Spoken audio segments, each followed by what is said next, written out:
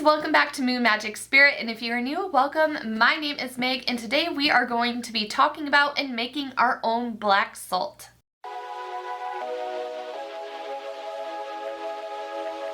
Black salt is great for so many different purposes in witchcraft and in rituals. It can be used for banishing, it can be used for hexing. I'm personally not into that kind of magic, but you can use it for those reasons.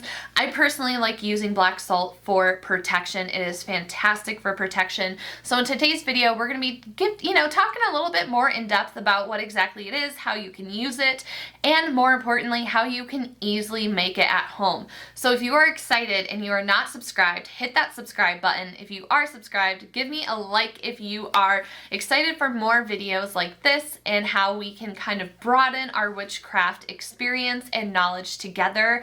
I don't like to gatekeep. I like to teach and share my knowledge with others. So that is exactly what we're doing today. Black salt is something that is very universal. It can be used for so many different things. You can kind of have it around your home. You can use it in rituals. You can use it in spell work. You can use it as part of a prayer circle. You can use it literally anytime you want to do any kind of ritual work. It is just so versatile, and it's always something good to have on hand in your cabinet as a part of your ingredients. The purpose of black salt is protection, and it's really to drive away anyone physically or spiritually that wants to cause harm to you or that is currently causing harm to you.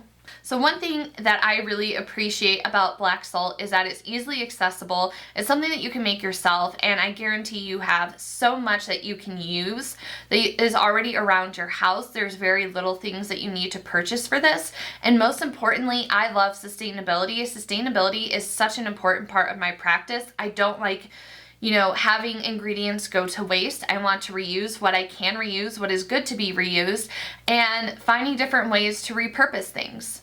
So let's talk about the main ingredient in black salt, and that is salt. I personally like working with pink Himalayan salt. I just like that it's pretty coarse. I like the color of it, honestly. But any kind of salt that you have will work. Kosher salt will work. Sea salt will work. Any kind of salt that you have. And creating black salt is literally just taking like ashes from things and mixing it into the salt. So I bet you have one of these lying around or something similar to it. This is an incense holder, and one way to collect it is by taking the ash of your incense and mixing it into the salt. But you can cut out the middleman with this, and I will show you that technique when we go over to my altar to set this all up and get it together. Other things that you can use, whatever you're burning, like if you are burning a paper, and of course you have to think about the intention of what you're burning, like is it going to be what you want to add into this black salt mix? Because sometimes when we're burning things like paper, you just kind of want it to like be flushed away into like the universe and to like be gone. It's not something you want to necessarily mix in and have that energy there. So it's very personal. It's very much up to you. But another thing that I have been mixing into my black salt is bay leaf. So whenever I set an intention with a bay leaf, I hold it with some tweezers or some tongs and I set it on fire, and then as it crumbles and burns, I let it crumble and burn into my salt. And that is the easiest way to mix all of this together and to get it going. As far as ingredients go, salt is an amazing mineral for purification purposes. It can be used like, we've all seen Hocus Pocus, right? Where they put a circle around them, a protection of salt to keep the witches away, which is ironic because it's witchcraft, but they were bad witches. So a lot of times you can use like a salt circle to protect your working, to protect your spell, whatever kind of ritual work you're doing. You can use salt for protection. You can use salt for cleansing purposes as well. And I really like working with the mineral, but one thing that I have to say that is super important is that we don't really want to be using salt outside because it dehydrates the earth and it causes harm to the earth. So when you're working with salt and when you're working with black salt, it's to be used within, like inside your house, into whatever spell you're doing, if you're doing a spell jar or whatever ritual work that you're doing. And if you must throw the salt away and you're feeling called that it's no longer good, you don't want to work with it anymore, you want to dispose of that into the trash instead of returning it to the earth. Sustainability is something I spoke on earlier, and normally I say return whatever you can to the earth, but salt is really damaging to the earth, so we don't want to be putting it outside and really, you know, having it and really burying it into the ground. If you want to add black pepper to your salt, black pepper is known to banish and drive away negative energies and harmful energies. So black pepper is something that is used in a lot of banishing and hexing spells, like I mentioned. So let me show you my personal easy way to make black salt. It is so simple. It is so easy. All you need is some kind of container. Here I have a leftover candle jar.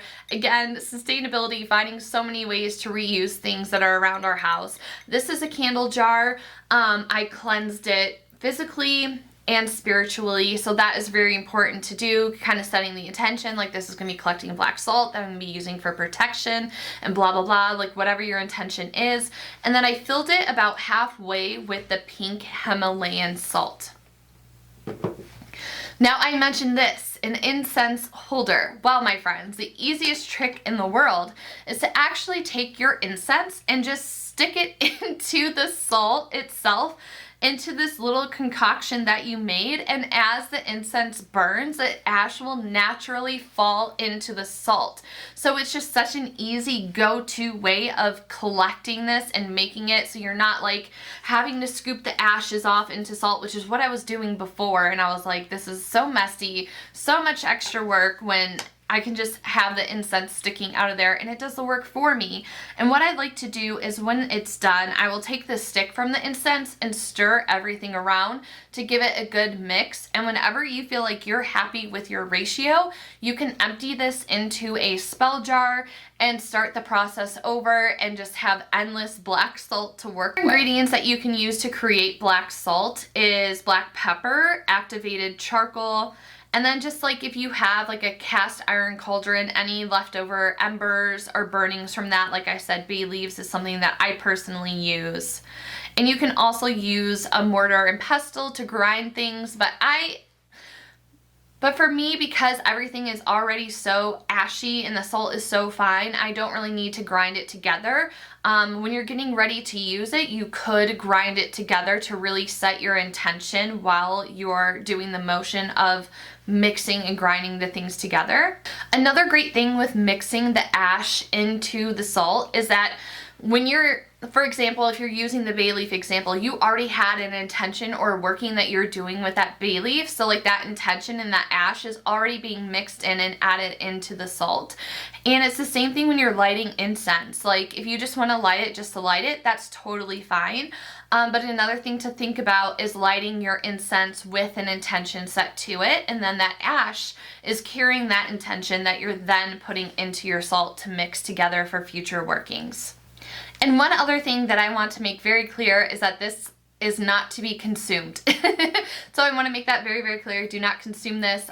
This is used for external work only. And again, please do not bury salt into the earth. I really hope you found this video helpful as like a quick little witch tip on how to easily make your black salt and give you some ideas on what its purposes is for and what you can use it for. If you like working with black salt, let me know in the comments down below how you like to work with it.